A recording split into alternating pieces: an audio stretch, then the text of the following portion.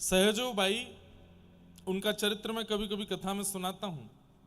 श्री श्याम चरण दास अपने गुरुदेव के प्रति इतनी समर्पित थी कि एक दिन उन्होंने अपने गुरुदेव को अपनी कुटिया पर आमंत्रित किया पधरामनी के लिए।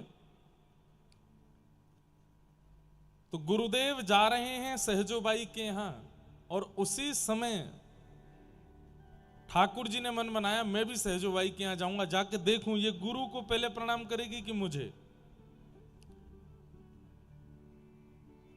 सहजोबाई की कुटिया के द्वार पर जाने वाले मार्ग पर दो तेज आ रहे हैं एक साथ, एक गुरु हैं और दूसरे गोविंद हैं। सहजोबाई मन में सोच रही है कि ये क्या हो रहा है, ठाकुर जी भी आ रहे हैं, गुरु जी भी आ रहे हैं, पहले मैं किसकी आरती करूं, पहले मैं किसको प्रणाम करूं। सब लोग जानते हैं गुरु गोविंद दोनों खड़े काके लागू पाए, बलिहारी गुरुदेव की जो मोह गोविंद दियो बताए। अब इसके अनेक अर्थ लोग करते हैं, पर सहजोबाई ने जो किया वो श्रवणीय है। जब ये चरित्र मैं पढ़ रहा था तो मैंने विचार किया, आप भी विचार करो कि अगर आपके द्वार पर भी गुरु और गोविंद दोनों आ जाएं तो आप पहले किसका स्वागत करोगे। कई लोग थोड़ी बात प्रकाशित करने के लिए ऐसा बोल सकते हैं कि हम गुरु का स्वागत पहले करेंगे, लेकिन वास्तविकता यह है कि गुरु गोविंद दोनों आ गए तो आप गोविंद का स्वागत पहले करोगे। लेकिन सहजोबाई ने क्या किया, जैसे ही देखा कि ठाकुर जी और गुरु जी दोनों आ रहे हैं तो थाल रख करके दौड़ करके आगे गई और ठाकुर जी का हाथ पकड़ के अपने पास लेकर के आई और थाल ठाकुर जी के हाथ में रख करके बोली मेरे गुरुदेव आ रहे हैं, पूजा करो। मेरे गुरुदेव आ रहे हैं, इनका तिलक करो, इनके ऊपर अक्षत डालो, इनको माला पहनाओ, इनकी आरती करो।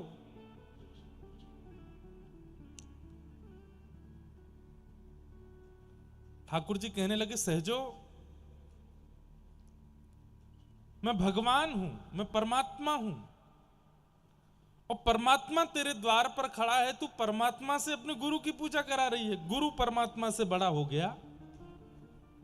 सहजोबाई कहती है नहीं, गुरु परमात्मा से बड़ा नहीं है, लेकिन गुरु और परमात्मा की अपनी अपनी स्थिति है। मेरी स्थिति में परमात्मा ने जो कृपा की उससे कई अधिक कृपा मेरे गुरु ने मुझ पर करी है। ठाकुर जी बोले ऐसा क्या किया गुरु ने, ये जीवन मेरी वजह से है, ये श्वास मेरी वजह से है, ये संसार मेरी वजह से है, ये शरीर मेरी वजह से है, ये बुद्धि, ये आत्मा, ये सब कुछ मेरी कृपा से तुझे मिला है और तू अब भी गुरु को भज रही है। सहजोबाई कहती हैं, बहुत ध्यान से सुनिएगा, सहजोबाई कहती हैं आपने जीवन दिया ठाकुर जी, आपने जन्म दिया, आपने शरीर दिया, आपने संसार दिया, आपने श्वास दी, आपने आंख दी, नाक दी, कान दिए, हाथ दिए, पैर दिए, पर इन सब से अपने जीवन को सफल कैसे बनाया जाए ये आपने नहीं बताया, ये गुरु ने बताया। आपने ताली बाद में बजाना, पहले सुनो। कई स्कूल के बच्चे ऐसे होते हैं, हमारे स्कूल में भी एक हमारा मित्र था, जैसे टीचर क्वेश्चन करते हैं ना, हाँ भाई इसका उत्तर कौन देगा, तो सबसे पहले हाथ ऊपर कर लेता, इतनी जोर से हाथ ऊपर, सर सर मैं। तो टीचर को लगता है इसको सब पता है, इससे नहीं पूछूंगा, और दूसरे से पूछते। लेकिन धीरे धीरे ये उसकी आदत बन गई और ऐसी आदत बन गई जो उसको पता नहीं होता था उसमें भी हाथ उठाता था कि भाई मुझसे पूछेंगे नहीं। एक दिन सर बोले तू बहुत हाथ उठाता, तू ही बता। जैसे ही खड़ा हुआ तो कुछ नहीं बोल पाया, खूब पिटाई हुई उसकी। उससे पूछा तू क्यों हाथ खड़ा करता है, बोले मैं रोज हाथ खड़ा करता हूं, तो आपको ये पता लग गया है कि मैं पढ़ा लिखा हूं, इसलिए आप मुझसे पूछते नहीं हो, इसलिए मैं रोज ही हाथ खड़ा करता हूं। तो ये बात बात पर ताली बजाने वाले भी ऐसे ही हैं, समझ नहीं आई फिर भी इधर उधर देखते हुए बजा देते हैं, हाँ सब बजा रहे हैं तो हम भी बजा ही दें। नहीं, समझो बात को। सहजोबाई क्या कह रही हैं, ठाकुर जी आपने नेत्र दिए, पर इन नेत्रों से व्यसन भी दिखाई देता है, भोग भी दिखाई देता है और दर्शन भी होता है। व्यसन देखना चाहिए कि ठाकुर जी को देखना चाहिए, ये आपने नहीं बताया, ये गुरुदेव ने बताया। इन कानों से भद्य गीत भी सुने जाते हैं और कथा भी सुनी जाती है, पर कथा ही सुननी चाहिए, ये गुरुदेव ने बताया। इस जीव से मांस भी खाया जाता है, मदिरा भी पी जाती है और प्रसाद भी पाया जाता है, पर प्रसाद ही पाना चाहिए, ये गुरुदेव ने बताया। इस शरीर से संसार के विषय भोगों को भोगा जाता है, परंतु इस शरीर से दंडवती परिक्रमा करनी चाहिए, ठाकुर जी का सेवा मार्जन करनी चाहिए, कथा कीर्तन में नृत्य करना चाहिए, ये गुरुदेव ने सिखाया। आपने शरीर दिया, जीवन दिया, जन्म दिया, पर इस शरीर का वैकुंठ कैसे प्राप्त हो, ये तो गुरुदेव ने बताया ना, इसलिए मैं आपसे पहले गुरुदेव को वंदन करूंगी। हाँ, अब ये बात ठीक थी। तब सहजो बाई ने एक पद गाया अपने गुरुदेव के लिए। कौन गुरुदेव? जो इसी अलवर के निवासी श्री श्यामचरण दास जी महाराज। उनका चरित्र मैं सुनाऊंगा जरूर, ताकि आप लोगों को पता चले कि आप जिस नगरी में रहते हैं वहां के आचार्य कैसे हैं। उनका एक पद है, और आश्चर्य की बात कि सहजो बाई श्यामचरण दास जी इनके गुरु जी थे, सहजो बाई इनकी शिष्या थी, परंतु शरीर संबंध से दोनों बहन भाई थे। श्यामचरण दास जी इनके बड़े भैया लगते थे दूर के, और सहजो बाई अपने ब्याह के मंडप में बैठी थी, लेकिन बोली कि मैं ब्याह तब रचाऊंगी जब मेरे गुरु श्यामचरण दास आएंगे। और जब वो पूरी लीला में किसी दिन विस्तार से सुनाऊंगा, अभी थोड़ा अध्ययन करना हूं उस पर। तो जब अलवर से वे दिल्ली गए और सहजो बाई मंडप में बैठी थी, बोले आप आशीष देंगे उसके बाद फेरा लूंगी। तब श्यामचरण दास जी ने कहा, इस संसार में और बंधने की क्रिया है, यहां फेरा ले लेगी तो फिर इसमें और बंधना ही पड़ जाएगा, अभी भी समय है, हरि की हो जा। और कुछ ज्ञान उपदेश किए। सहजो बाई उसी समय मंडप से निकल गई और जीवन भर के लिए फिर विरक्त हो गई, फिर कहीं नहीं गई, फिर अपने गुरु की खूब सेवा की। उनका एक पद और है, वो मैं अपने सब श्रोताओं को सुनाता हूं। सहजो बाई कहती हैं, गुरु के प्रति हमारी निष्ठा कैसी होनी चाहिए? बोले गुरु को पिता मत मानो, गुरु को गुरु मत मानो, गुरु को भाई मत मानो, गुरु को परमात्मा भी मत मानो। तो बोले फिर गुरु को क्या माने? हम बालक तुम मात हमारी, हम बालक तुम माई हमारी, हम बालक तुम माई हमारी, हम बालक तुम। गुरु को मां मानो। सहजो बाई कहती हैं, गुरु कौन है? बोले हमारी मैया है। अपने गुरुदेव को देख करके मां स्वरूप मान करके उनको प्रणाम करो।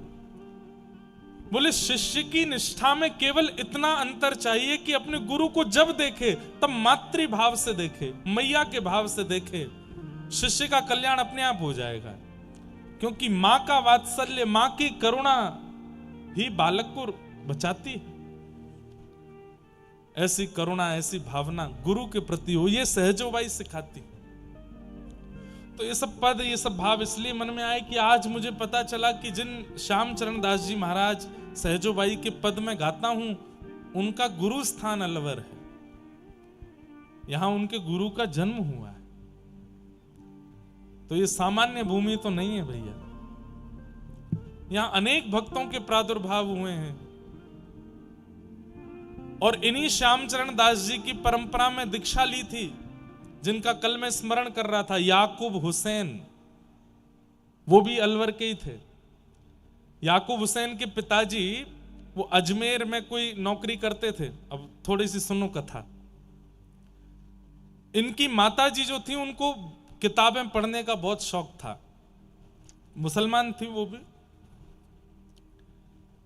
किताबें पढ़ते पढ़ते पढ़ते कभी एक किताब दो तो पढ़ते पढ़ते इतनी इच्छा हुई कि एक दिन विवाह से पहले उन्होंने रामचरितमानस को पढ़ा, और जैसे ही 2-4 दोहे चौपाइयां पढ़ी, इतना आनंद आया उनको पढ़ने में कि वो अपने पिता माता से छुप छुप के पढ़ने लगे। कालांतर में उनका अलवर में ब्याह हो गया। ब्याह के बाद भी वो पति से छिप करके मानस जी पढ़ती थी। उनकी एक हिंदू सहेली थी, उससे वो पूछती थी मुझे रामचरित्र पढ़ करके, मानस जी पढ़ के इतना सुख मिलता है कि मैं क्या बताऊं, लेकिन मैं खुल के नहीं पढ़ सकती।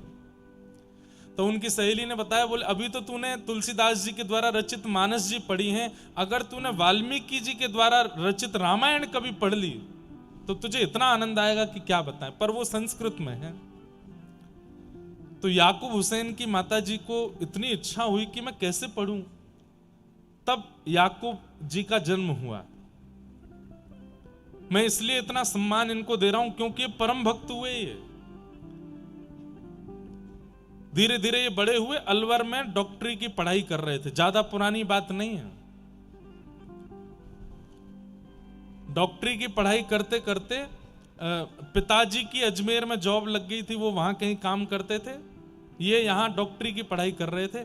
तो एक दिन इनकी मां ने इनको बुलाया और कहा कि बेटा मेरा एक काम मैं तुमसे कह सकती हूँ, पिता से तो कभी कह नहीं पाई। बोले क्या बात है मां? तुम पढ़ने लिखने में इतने होशियार हो, इतना जल्दी तुमको सब कुछ याद हो जाता है, मेरे लिए एक काम करोगे? बोले क्या?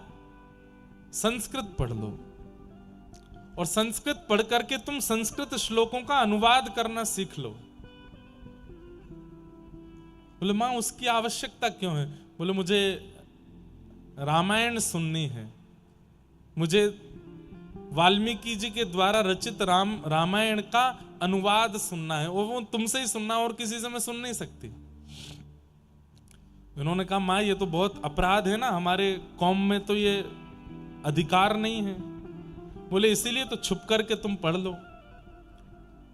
तो अलवर के बड़े बड़े पंडितों के पास याकूब जी गए, लेकिन किसी ने भी उनको पढ़ाया नहीं। बोले अरे तुम मांस खाते हो, ऐसे ऐसे करते हो, हम कैसे पढ़ा दें? इन्होंने ये बात अपनी मां से जाके कही, तो मां ने कहा तो बेटा तू एक काम कर, तू मांस छोड़ दे। उन्होंने मां से कहा मां वो साल भर में हमारे कई त्योहार आते हैं, उसमें तो खाना पड़ता है। बोले कि मैं तेरे लिए कुछ ऐसा बना दूंगी, सबको लगेगा कि तू वही खा रहा है, लेकिन वो नहीं होगा, तू छोड़ दे मांस।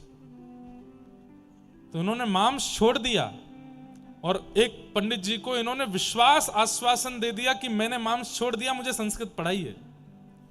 तो रात्रि की बेला में जब पूरा नगर सोता था, तब पंडित जी इनको संस्कृत पढ़ाते थे। 6 महीने में संस्कृत का अध्ययन करके इतने विद्वान हो गए याकूब, उन्होंने पूरी वाल्मीकि रामायण अपनी माता जी को सुनाई। यहां सामने बैठ के मां रोती थी, और यहां सुनाते सुनाते याकूब रोते थे। इतना दोनों का प्रेम हो गया राम जी से। अब तो कुछ महीनों बाद रामायण पूरी हो गई, तो इनके मन में इच्छा होने लगी मैं और क्या पढ़ूं, और क्या पढ़ूं। तब इन्होंने अपने उन्हीं गुरुदेव पंडित जी से पूछा मैं और क्या पढ़ूं। तब इन्होंने कहा रामायण हो गई, अब गीता पढ़ो। तो उन्होंने गीता पढ़ी, तो इनको और आनंद आया। बोले कि ऐसा लग रहा है कि मैं प्यासा रह गया हूं, कुछ बताइए ना मैं क्या पढ़ूं। अपनी डॉक्टरी की पढ़ाई भी कर रहे थे। तब पंडित जी ने इनसे कहा एक काम करो, तुम श्रीमद् भागवत पढ़ो। तब इन्होंने श्रीमद् भागवत का अध्ययन किया।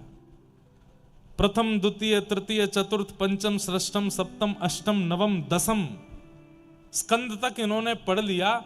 10वें स्कंद में जैसे ही गोपी गीत आया, तब कथामृतम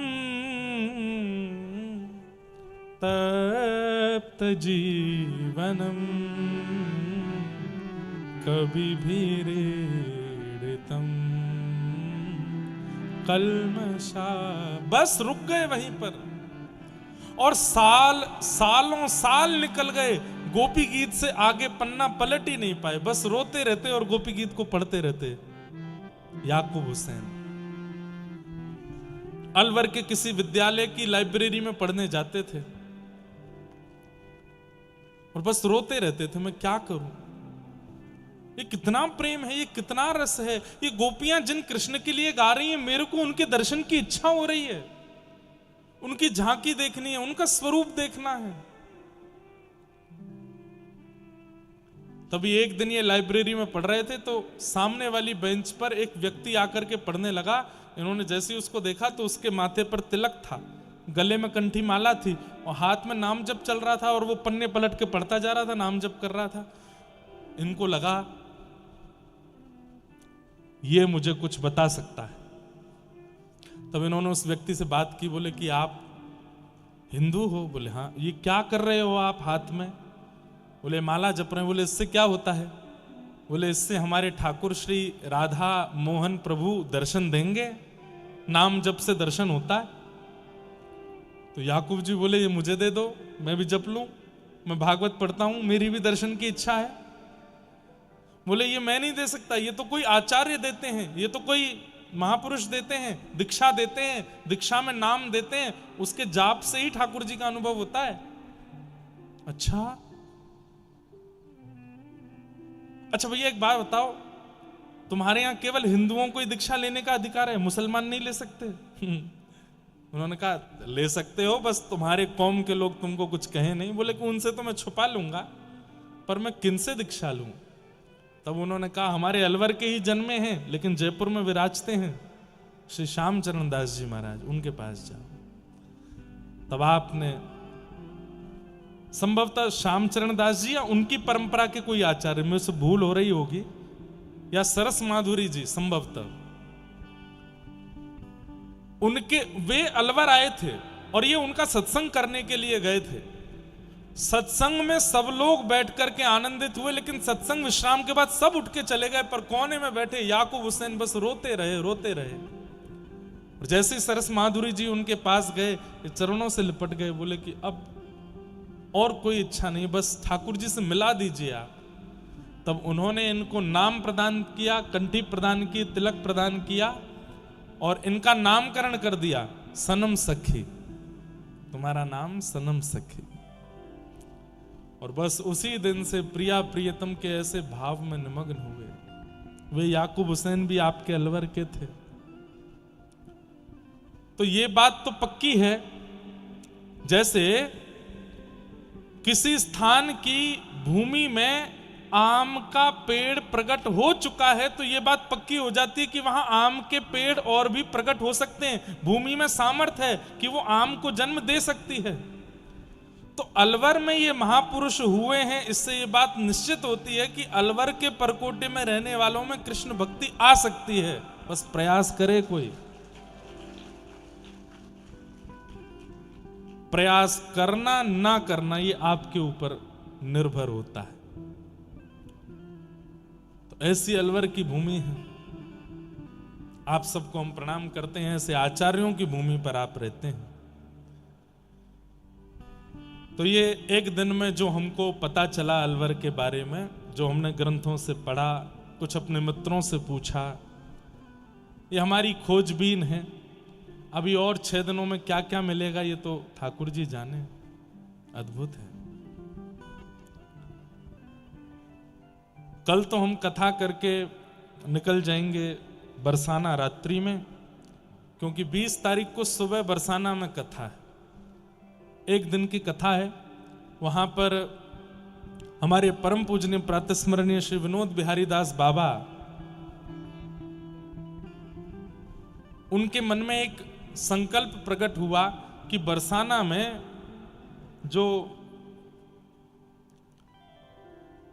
प्रेम सरोवर है वहां श्री प्रिया प्रियतम का प्रथम मिलन हुआ था, और वहां कोई भी जा नहीं पाता, इतनी ज्यादा भीड़ भी नहीं होती, और वहां कोई ऐसा मंदिर भी नहीं है जहां पर प्रिया प्रियतम का युगल सरकार विराज रहे हों। तो बाबा की इच्छा थी कि वहां एक मंदिर बने।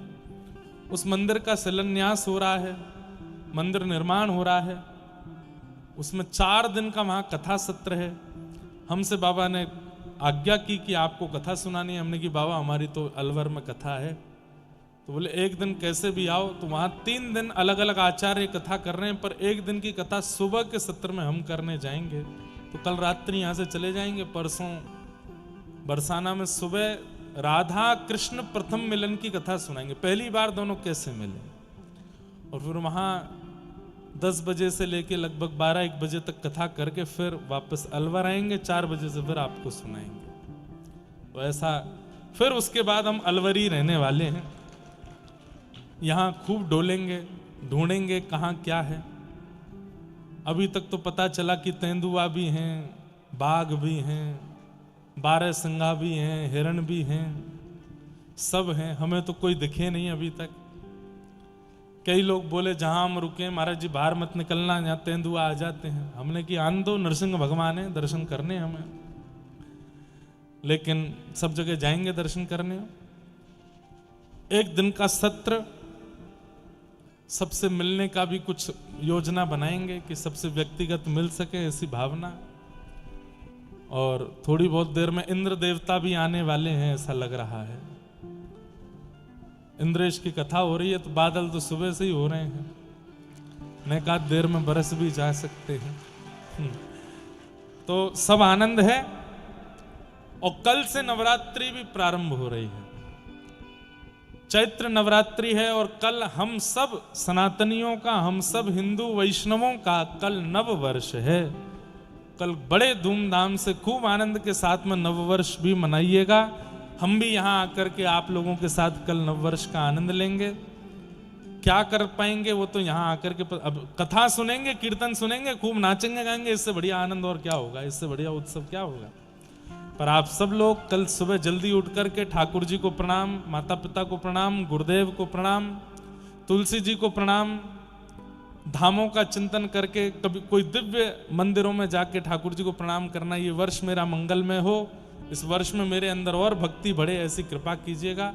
हम लोगों का कल नव वर्ष है, बड़े आनंद के साथ हम लोग कल उसको मनाएंगे और नवरात्रि का भी सुख लेंगे।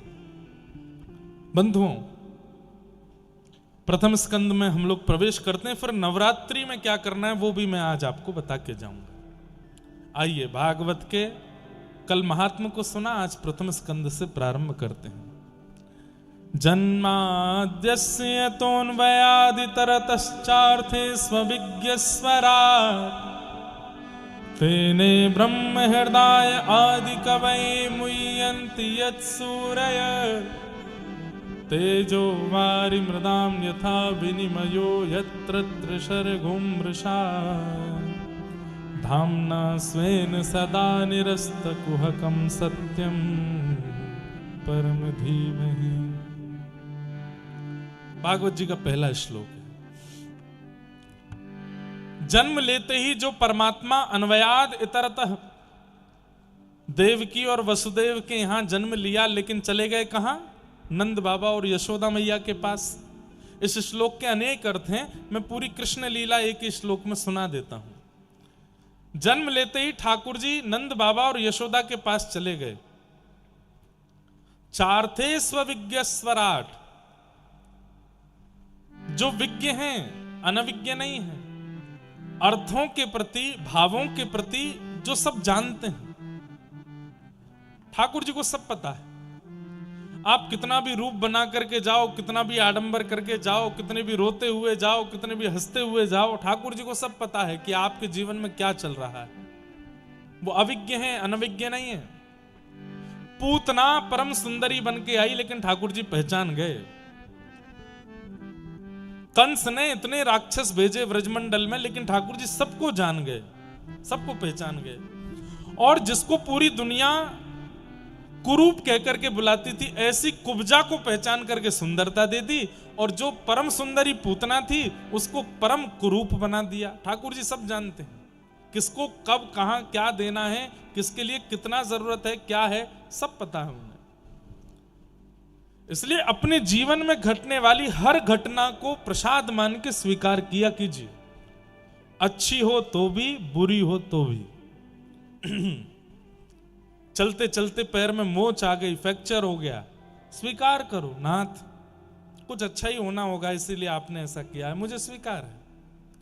कोई बहुत प्रेमी व्यक्ति समीप आकर के आपसे खूब मित्रता करके आपको ऐसा बता करके कि वो आपका सर्वस्व है, और अचानक से अपना रूप दिखा दे, चला जाए, रोइएगा नहीं, ठाकुर जी से कहना धन्यवाद, आपने बताया कि असलियत क्या है संसार की।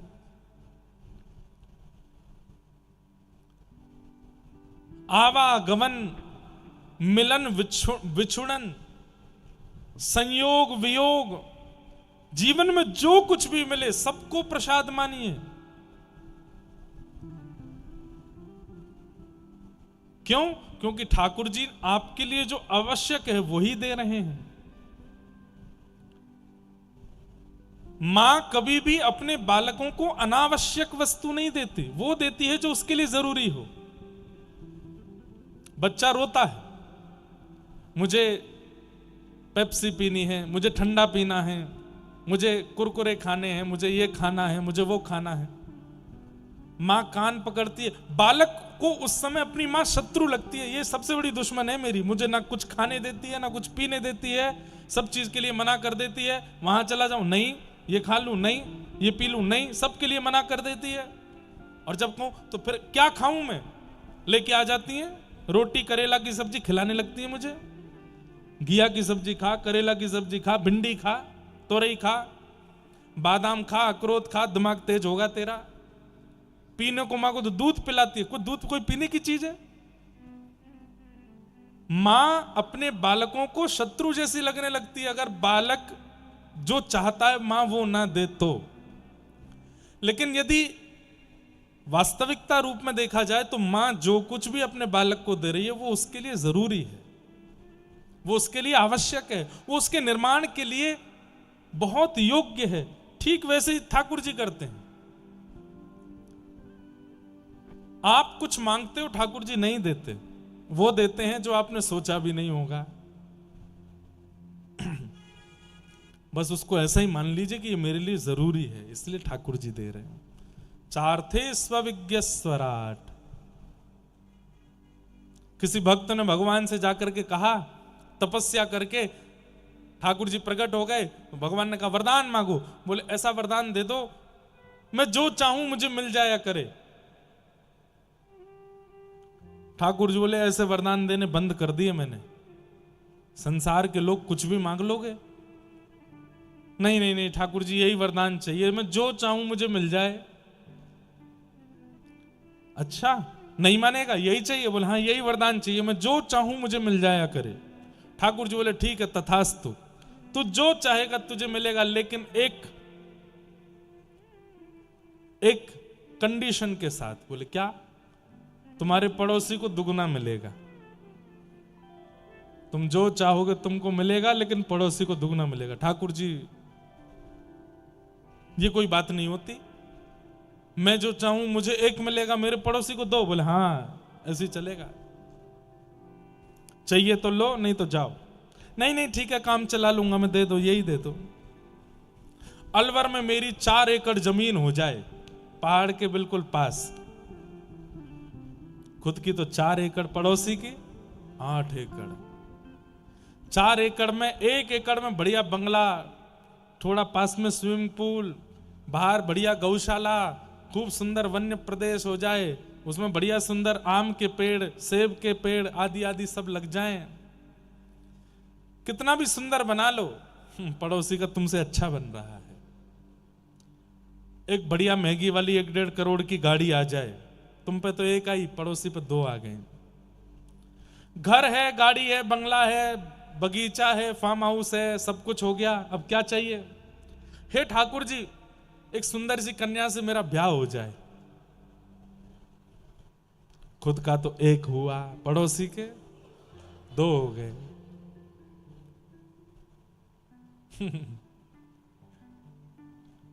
आप बताइए क्या वह व्यक्ति जीवन भर संतुष्ट रहा होगा? नहीं,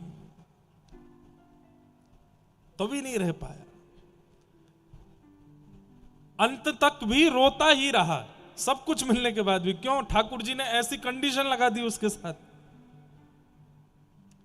इसलिए अपनी इच्छा मत बताइए, क्योंकि आप जो मांगेंगे आपकी बुद्धि इतनी है, इतना ही मांग पाओगे। ठाकुर जी पे छोड़ो, मैं प्रयास कर रहा हूं, मैं पढ़ रहा हूं, मैं मेहनत कर रहा हूं, मैं प्रयास कर रहा हूं, देना ना देना मेरे लिए जरूरी ना जरूरी ये आपके हाथ है। सब जानते हैं इस बात को। अर्जुन से भगवान ने कहा तू केवल युद्ध कर, तेरा काम केवल इतना, धनुष उठा, बाण लगा, चढ़ा, मार। जीतना हारना ये तेरे हाथ में नहीं है, वो मुझ पर छोड़। क्या जरूरी है मैं देख लूंगा। हमारा अधिकार कर्म पर है, फल पर नहीं। ठाकुर जी सब जानते हैं, थोड़ा छोड़ के देखिए। अच्छा चलो एक काम करो, आज तारीख क्या है? 18 मार्च 2026। 18 मार्च 2027 तक ठाकुर जी पे छोड़ के देख लो, फिर 19 मार्च 2027 को अपने ऊपर ले लेना सब। 18 मार्च 2027 तक आप बस कर्म कीजिए, कुछ फल मत सोचिए। ठाकुर जी 1 साल में आपके प्रति समर्पित हो रहा हूं, मैं मेहनत करूंगा, परिश्रम करूंगा, जो देना हो दीजिएगा। 19 मार्च 2027 को हमारी कथा जहां कहीं भी चल रही हो मिलने आना और फिर बताना क्या अनुभव हुआ। 1 वर्ष ठाकुर जी पे सौंप के देखो और फिर सुनिए। लेकिन 1 वर्षों में गिर जाओ तो शिकायत नहीं, उठ जाओ तो ज्यादा अभिमान नहीं। वे 2 चीज का ध्यान रखना। गिर जाओ तो शिकायत नहीं और खूब उठ जाओ तो अभिमान नहीं। ये बात मन में रखिएगा कि सब ठाकुर जी कर रहे हैं, मैं नहीं कर रहा हूं, मेरी ये सब ठाकुर जी कर रहे हैं। अनुभव करके देखिएगा। और तीसरी बात, बहुत पॉजिटिव रहिएगा, सकारात्मक। भगवान के 3 सखा हुए हैं, केवल 3 सखा। श्री कृष्ण ने 3 के अलावा चौथा सखा नहीं बनाया पूरी लीला में। कौन कौन? उद्धव, अर्जुन और श्री सुदामा। इनमें सुदामा जी से हम क्या सीखते हैं? पॉजिटिविटी, बहुत सकारात्मक है। पत्नी कहती अरे जी देखो तो हमारा जीवन कैसा बनाया भगवान ने। बोले कैसा बनाया? परसों इसलिए भोजन नहीं किया था कि एकादशी थी, कल इसलिए भोजन नहीं किया था कि द्वादशी जो है वो सूर्यास्त के बाद लगी थी और आपका नियम है कि सूर्यास्त से पहले पारणा हो जाए तो ही आप पाते हो। और आज हमने इसलिए भोजन नहीं किया क्योंकि घर में अन्न नहीं है। 3-3 दिन तक भूखे रहते हैं हम लोग। श्री सुदामा जी महाराज बोले अरे पगली, ये दुर्भाग्य नहीं है, सौभाग्य है। मैंने सुना है जिस दिन व्यक्ति व्रत करता है उस दिन ठाकुर जी उसको याद करते हैं। दुनिया के लोग महीना में 2 ही एकादशी करते हैं, मेरी और तेरी तो 6-6, 7-7 एकादशी होती। मतलब ठाकुर जी 6-7 बार याद करते हैं हम दोनों को। कितना बड़ा सौभाग्य है। हमारे एक महात्मा जी हैं, अभी भी हैं, कथा कराते हैं हमारी। वो एक बहुत अच्छी बात कहते हैं, बोलो जीवन कैसा है, जैसा बना लो वैसा है। आप जैसे चाहो वैसा आपका जीवन हो जाता, बस समर्पित हो जाइए ठाकुर जी पे। बहुत नेगेटिविटी मत रखा कीजिए दिमाग में।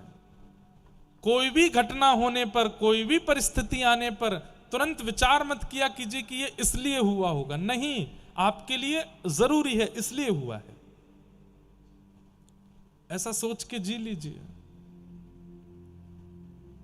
चार्थे स्वविज्ञ स्वराट तेने ब्रह्म हृदय आदि कवये मुह्यन्ति यत् सूरय तेजो वारि मृदाम यथा विनिमयो यत्र त्रिशर्गो मृषा धाम्ना स्वेन सदा निरस्तकुहकं सत्यं परम धीमहि। जिन्होंने अपनी लीला के द्वारा ब्रह्मा का भी मोह भंग कर दिया, जिन्होंने गिरिराज उठा करके इंद्र को भी अपने वश में कर लिया, ऐसे मथुरा, वृंदावन और द्वारिका में लीला करने वाले श्री कृष्ण को हम बारंबार प्रणाम करते हैं। ऐसे परम सत्य श्री ठाकुर जी को हम वंदन करते हैं, बारंबार उनको नमन करते हैं। धर्म प्रोजित कैतवोत्र परमो निर्मत्सराणां सताम् वैद्यं वास्तवमत्र वस्तु शिवदं तापत्रयोन्मूलनम् श्रीमद्भागवते महामुनि कृते किं वा परैरीश्वर सद्यो हृदयवरुध्यते त्रिकृतिभिः शुश्रूषुभिस्तत्क्षणात्। बंधुओं, जब मैं श्लोक गाऊं ना, उस समय आंख बंद कर लिया कीजिए। क्यों? साक्षात कृष्ण हैं। तेनेयम वांगमयी मूर्ति, ये आपके सामने जो ग्रंथ हैं, ये पुराण नहीं है, ग्रंथ नहीं है, किताब नहीं है, साक्षात ठाकुर जी हैं। और जब इनका श्लोक गाया जाता है, भागवत जी का श्लोक उच्चारण किया जाता है, उस समय विचार किया कीजिए कि ठाकुर जी का कोई अंग है और किसी अंग का स्मरण करो, या तो भुजा दिखेगी, या चरण दिखेंगे, या उदर दिखेगा, या ग्रीवा दिखेगी, या गाल दिखेगा, या कोई ठाकुर जी का केश दिखेगा, कुछ भी दिखेगा, वही श्लोक है। श्रीमद् भागवत के 18,000 श्लोक सब भगवान के अंग हैं, बस उसका अनुभव होना चाहिए। तो जब भी श्लोक गायन हुआ करे, अपने हृदय की किसी प्रिय मूर्त को स्मरण करके उस श्लोक को श्रवण, भले ही समझ में ना आवे फिर भी सुनो।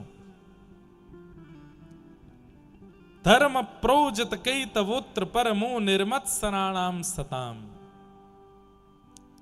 विषय, अधिकारी, संबंध और प्रयोजन, 4 बातें हैं, बहुत ध्यान से सुनिएगा। श्रीमद् भागवत का विषय क्या है, क्यों सुन रहे हैं आप लोग? तब कहते हैं हमारे चित्त में परम धर्म का प्रादुर्भाव हो, इसलिए। धर्म और परम धर्म में अंतर क्या है? धर्म किसे कहते हैं? सुबह उठ करके मंदिर जाना, सुबह उठ करके शंकर जी पर जल चढ़ाना, हनुमान चालीसा का पाठ करना, तिलक लगाना, जनेऊ धारण करना, शिखा रखना, वैदिक नियमों का पालन करना, धर्म शास्त्र की विधियों का पालन करना, मातृ पितृ गुरु चरण कमलों में खूब निष्ठा रखना, ये सब धर्म है। लेकिन परम धर्म क्या है? ठाकुर जी को अपना कोई संबंधी मान करके उनसे प्रेम करना, ये परम धर्म है। भगवान को भगवान मान करके भजना, स्वयं को भक्त मानना, यह धर्म है। लेकिन ठाकुर जी को अपना कोई संबंधी मान करके उस संबंध का निर्वहन करना, यह परम धर्म है। समझ में आई बात? वे भगवान हैं और मैं जीवात्मा हूं, मैं भक्त हूं, यह धर्म है। पर वो मेरे लाला हैं, मैं उनकी मैया हूं, यह परम धर्म है। वो मेरे पति हैं, मैं उनकी प्रियतमा हूं, यह परम धर्म है। वो मेरे सखा हैं, मैं उनका सखा हूं, यह परम धर्म है। वे मेरे गुरु हैं, मैं उनका शिष्य हूं, यह परम धर्म है। ठाकुर जी से कोई संबंध मानना, यह परम धर्म है। प्रिय भक्ति करना, प्रेम लक्षणा भक्ति करना, यह परम धर्म है। और यह बात मैं कोई मन से नहीं कह रहा हूं, श्रीमद् भागवत में ही लिखा है। परम धर्म किसे कहते हैं? सवै पुंसां परो धर्मो यतो भक्ति अदोक्षजे अहैतुक्य प्रतिहता ययात्मा संप्रसीदति। ठाकुर जी के प्रति प्रेम लक्षणा भक्ति, मतलब संबंध युक्त भक्ति करना, यह परम धर्म है। अब ठाकुर जी आपके कौन हैं, ये अपने आप से पूछो, आपके क्या लगते हैं। मैं एक जगह कथा में ये बात बता रहा था कि ठाकुर जी सांकेतिक रूप से कभी कभी बता देते हैं कि उनका आपसे क्या संबंध है। तो एक बहन ने अगले दिन मुझे लिख करके भेजा, बोले महाराज जी मुझे एक संकेत आता है, मैं इस संकेत से क्या समझूं कि ठाकुर जी मुझे क्या मानते हैं। मैंने कहा क्या दिखता है? तो नीचे लिखा था कि मुझे होली का दर्शन होता है, एक दूसरे के गालों पर रंग लगाए जा रहे हैं, पिचकारी चल रही है, एक दूसरे पर रंग डाला जाला है। मैं इससे क्या समझूं कि ठाकुर जी मुझे क्या मानते हैं? मेरे मन में आया, मैंने की होली का प्रारंभ होलिका दहन से होता, और होलिका जो थी वो प्रहलाद जी की भुआ थी। मैं ठाकुर जी कह रहे हैं तुम उनकी भुआ हो, वो तुम्हारे भतीजे हैं। अगले दिन बहन बोली महाराज जी इतना खतरनाक परिचय दिया आपने, तो होलिका दहन से बता रहे हो कि मैं उनकी भुआ हूं। अरे मैंने कि 2 भाव हो सकते हैं, एक तो ठाकुर जी संकेत कर रहे हैं, कभी कभी हम लोग भी तो विनोद करते हैं अपने बड़ों के साथ, तो ठाकुर जी विनोद कर रहे हैं, बोले हम तुमको बुआ मानते हैं, तुम हमारे। आपको बुआ मानने का मतलब क्या है? आपके पिताजी को ठाकुर जी अपना भाई मानते हैं, इसलिए आपको बुआ मानते हैं।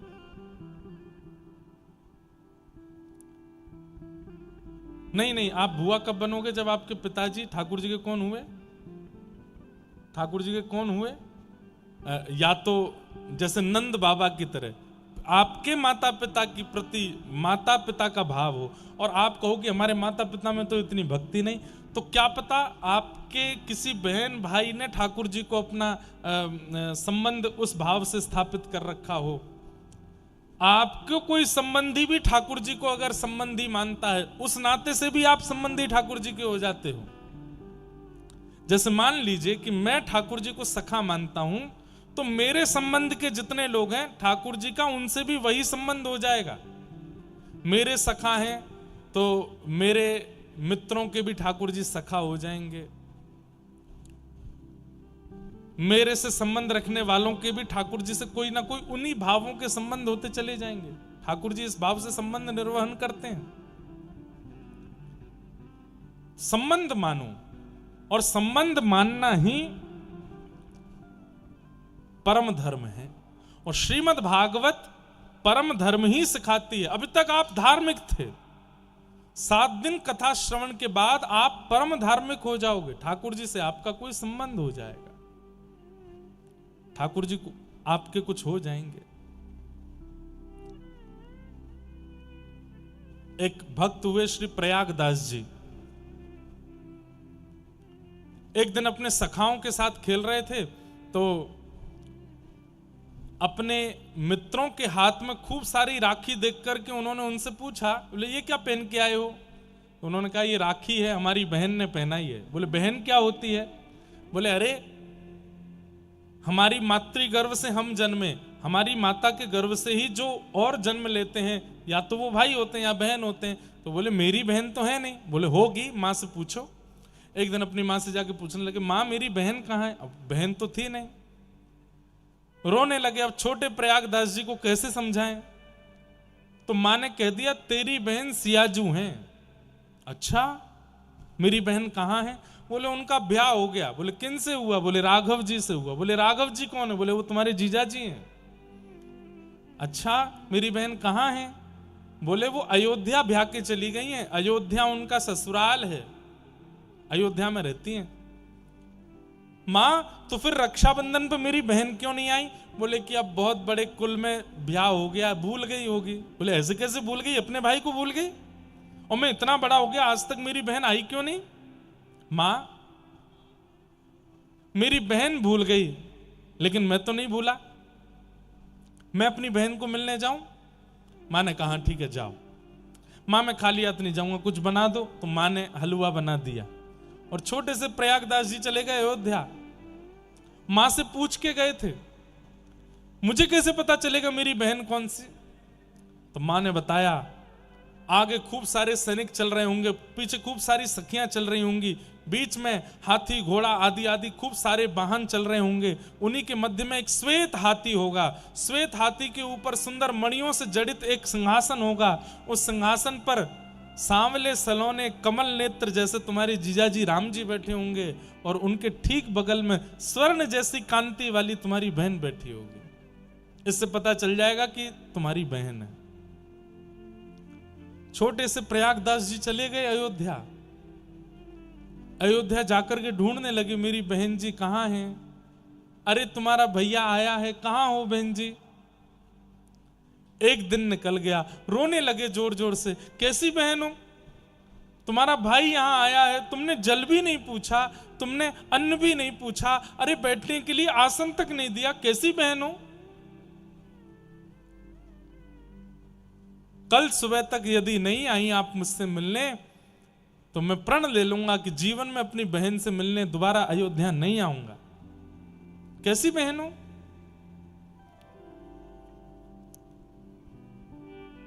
रात भर रोते रहे, मेरी बहनियां कहां हैं, मेरी बहन जी कहां है, मेरी बहन कहां है। सूर्य उदय का समय होने लगा, और ज्यादा तीव्रता से रोने लगे, अरे बहन मुझ पर थोड़ी तो दया करो, आ जाओ ना। इतने में ही ढोल नगाड़े ताशे सहनाइयां बजने लगी। तभी आपने उठ करके क्या देखा, खूब सारे सैनिक ढोल बजाते हुए चल रहे हैं, उसके पीछे खूब सारे सैनिक चिन्ह लेकर के चल रहे हैं, उसके पीछे घोड़ों पर सैनिक चल रहे हैं तलवार हाथ में लेकर के, खूब सारे हाथियों पर चंवर डुराते हुए खूब सारे सैनिक चल रहे हैं, सखियां आ रही हैं। तभी आप क्या देखते हैं, एक श्वेत हाथी आया और जरा दृष्टि ऊपर करके देखी तो आहा, सुंदर सुंदर मणियों से जड़ित सिंहासन, भीतर जैसे ही झांक करके देखा, नवकंज लोचन कंज मुख कर कंज पद कंजारुणौ, श्री रामचंद्र कृपालु भजमन हरण भव भय दारुणौ। आहा, नील सरोरुहुर श्री राघव जी बैठे हैं, अपने कमल नेत्रों से तिरछे कर करके एक दूसरे को देख रहे हैं। और जैसे ही दृष्टि बगल में पड़ी तो क्या देखते हैं, स्वर्ण जैसी कांति है और नेत्रों में छोटे छोटे अश्रु बिंद हैं। अपने भैया को देख करके श्री सियाजू बैठी, देख करके रोने लगे श्री प्रयागदास जी। तुरंत हाथी नीचे झुक गया और श्री जानकी जी तुरंत उतर के गई, दौड़ करके जाके प्रयागदास जी को अपने हृदय से लगा लिया। भैया आप आ गए, मैंने आने में विलंब किया, मुझे क्षमा करना। छोटे से प्रयागदास जी को गोद में उठा लिया सीता जी ने। ये तुम्हारे जीजा जी हैं, प्रणाम करो। राम जी को जाके प्रणाम करने लगे। इसी कलिकाल की घटना। बहनिया, मैं कल रात्रि से आया, मुझे जल भी नहीं पूछा, अन्न भी नहीं पूछा आपने। सीता जी और राम जी दोनों ने अपनी गोद में बैठाया, बोले हमें क्षमा कर दो, हम कहीं व्यस्त हो गए थे, चलो हम तुमको महल ले चलते हैं, वहां खिलाएंगे। नहीं, मैं वापस जाऊंगा, मैया अकेली मेरी बाट देख रही होगी, आप यहीं मुझे कुछ खिला दो। बोले यहां तो कोई सामग्री नहीं। प्रयागदास जी बोले माँ ने हलवा बनाया ना, मैं लाया हूं। तुरंत खोल करके दिया। श्री राघव जी सिया जी स्वयं पामे और अपने हाथ से प्रयागदास जी को पवामे। भैया आते रहना अयोध्या। बोले हाँ। आप कब आओगी? बोले मैं जल्दी आऊंगी, माँ से कहना। प्रयागदास जी नाचते खेलते हुए घर पहुंचे। मैया को जाकर के बताया, मेरी बहन इतनी सुंदर, मेरे जीजाजी इतने सुंदर, सब बताया। मां को विश्वास हो गया, क्योंकि प्रयागदास जी झूठ नहीं बोलते। बोले तुमने बहन से नहीं कहा कि एक बार आना? बोले मैं कह के आया हूं, वो आएंगी एक बार। और कभी कालांतर में कृपा हुई और सियाजू ने उनकी मां को भी दर्शन दिए। संबंध, इसे कहते हैं परम धर्म। आप नियमित रूप से मंगलवार हनुमान जी जाते हो तो आप धार्मिक हो, लेकिन जब मन करता है तब हनुमान जी के पास चले जाते हो, ये परम धार्मिक हो। आप नियमित रूप से सोमवार के दिन शिव जी की आराधना करते हो, आप धार्मिक हो। पर जब इच्छा होती है तब शंकर जी के पास चले जाते हो, ये परम धर्म है। आप केवल शनिवार रविवार को बरसाना, नंदगांव, गोवर्धन, वृंदावन जाते हो तो आप धार्मिक हो, लेकिन जब मन करता है आधी रात वृंदावन पहुंच जाते हो तो आप परम धार्मिक हो।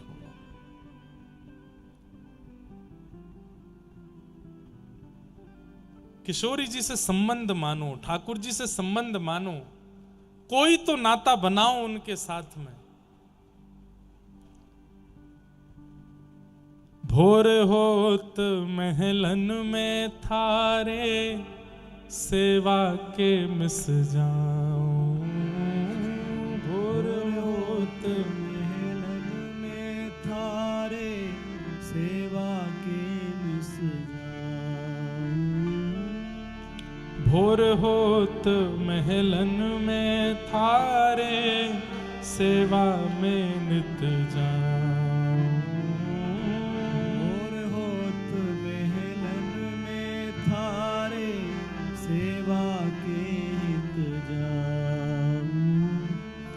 मंगला के नित दर्शन पाऊं, जीवन सफल बनाऊं। मंगला के नित दर्शन पाऊं, जीवन सफल बनाऊं। किशोरी मोहे सेवा में लीजो, लाडली सेवा में लीजो। घर जंजाल छुड़ाए, बस बरसाने को दीजो।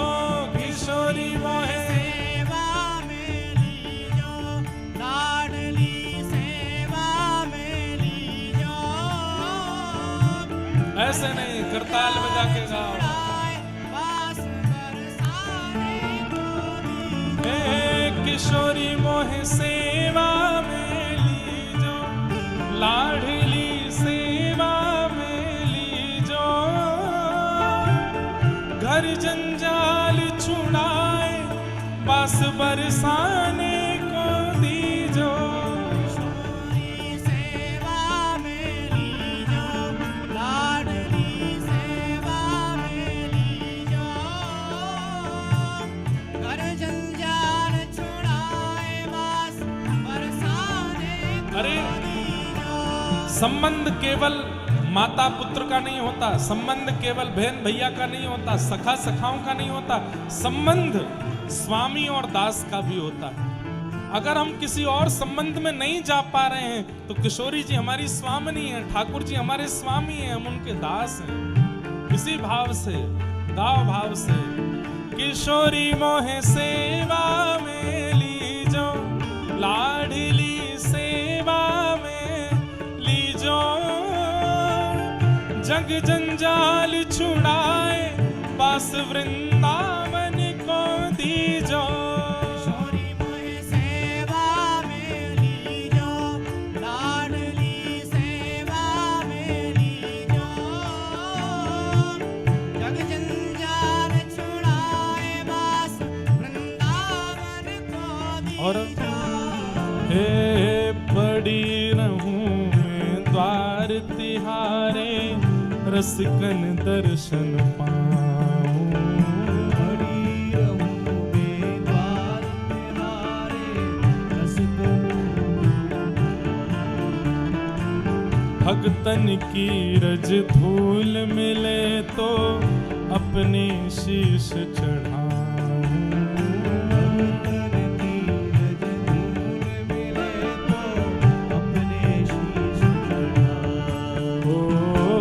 भगतन की पग धूल मिले तो अपने शीश चढ़ाऊं।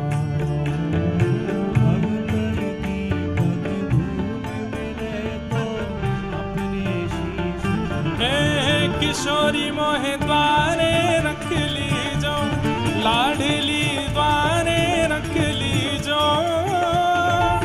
जग जंजाल छुड़ाए, बस बरसाने को दी